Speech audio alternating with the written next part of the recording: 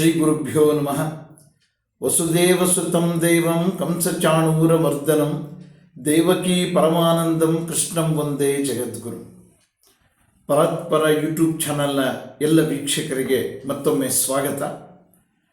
ನನ್ನ ಹಿಂದಿನ ವಿಡಿಯೋದಲ್ಲಿ ಶ್ರೀಕೃಷ್ಣ ಅರ್ಜುನನಿಗೆ ನೀನು ಯುದ್ಧವನ್ನು ಬಿಟ್ಟು ಓಡಿ ಹೋದರೆ ನಿನ್ನ ಬಗ್ಗೆ ಹಗುರವಾಗಿ ಮಾತಾಡ್ತಾರೆ ಜನ, ಕ್ಷತ್ರಿಯರು. ನೀನು ಅಪಕೀರ್ತಿಗೆ ಒಳಗಾಗ್ತೀಯ. ಆ ಅಪಕೀರ್ತಿ ಅನ್ನುವಂಥದ್ದು ತುಂಬ ನಿನ್ನನ್ನು ಹಿಂಸೆ ಕೊಡುತ್ತೆ. ಅಪಕೀರ್ತಿಗೆ ಒಳಗಾದಾಗ ನಿನಗೆ ಅದಕ್ಕಿಂತ ಮರಣನೇ ಉತ್ತಮ ಅನ್ನುವಂಥ ಭಾವನೆ ಬರುತ್ತೆ ಅಂಥೇಳಿ ಹೇಳ್ತಾ ಇದ್ದಾನೆ.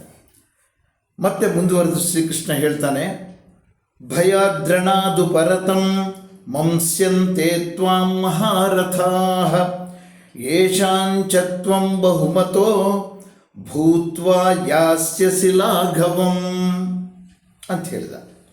ಅಂದರೆ ಯುದ್ಧವನ್ನು ಬಿಟ್ಟು ನೀನು ಹೋದರೆ, ಭಯದಿಂದ ಯುದ್ಧವನ್ನು ಬಿಟ್ಟವನು ಅಂತಲೇ ಭಾವಿಸ್ತಾರೆ ಜನ ನಿನ್ನನ್ನು.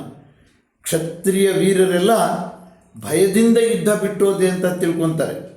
ಇಲ್ಲಿವರೆಗೆ ನಿನಗೇನು ಗೌರವ ಕೊಟ್ಟು ನೋಡ್ತಾ ಇದ್ರೋ ಅವರೆಲ್ಲರೂ ಕೂಡ ಹಗುರವಾಗಿ ಮಾತಾಡ್ತಾ ಇದ್ದ ನಿನ್ನ ಬಗ್ಗೆ.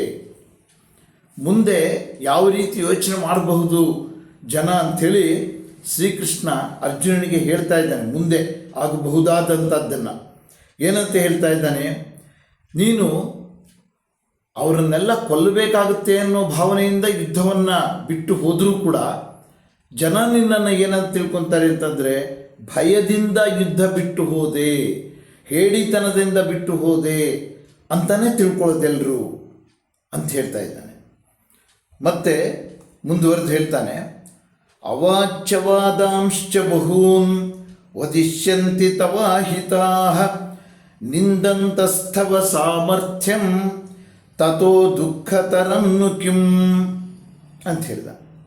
ಅಂದರೆ ನಿನ್ನ ಹಗೆಗಳು ಅಂದರೆ ಶತ್ರುಗಳು ನಿನ್ನ ಪರಾಕ್ರಮವನ್ನು ನಿಂದಿಸೋದ್ರ ಮೂಲಕ ಮಾತಾಡ್ತಾರೆ, ನಿಂದಿಸುತ್ತಾ ಆಡ್ಕೊತಾರೆ. ಮತ್ತು ಅದಕ್ಕಿಂತ ದುಃಖಕರವಾದಂಥದ್ದು ಯಾವುದೂ ಇರಲ್ಲ ಅಂತ ಶ್ರೀಕೃಷ್ಣ ಹೇಳ್ತಾ ಇದ್ದಾನೆ. ಈ ನಿಂದನೆ ಅನ್ನುವಂಥದ್ದು ಒಬ್ಬ ಶೂರನಿಗೆ ಯಾವತ್ತೂ ಕೂಡ ಮನಸ್ಸಿಗೆ ಸಮಾಧಾನ ತರೋದಕ್ಕೆ ಸಾಧ್ಯ ಇಲ್ಲ. ವೀರನಾದವನಿಗೆ, ಶೂರನಾದವನಿಗೆ. ಮತ್ತು ಅರ್ಜುನನಿಗೆ ಹೇಳ್ತಾ ಇದ್ದಾನೆ, ನಿನಗೆ ಆಗದೇ ಇರುವಂಥವ್ರು ನಿನ್ನನ್ನು ಹೀನಾಯವಾಗಿ ಆರೋಪಿಸ್ತಾರೆ. ಈ ರೀತಿ ಕೀಳಾಗಿ ಮಾತಾಡುವಂಥದ್ದನ್ನು ಕೇಳಲಾರದೆ ನೀನು ಪರಿತಪಿಸಬೇಕಾಗುತ್ತೆ ಅಂಥೇಳಿ ಶ್ರೀಕೃಷ್ಣ ನಾನಾ ರೀತಿಯಲ್ಲಿ ಅರ್ಜುನನಿಗೆ ಹೇಳ್ತಾ ಇದ್ದಾನೆ.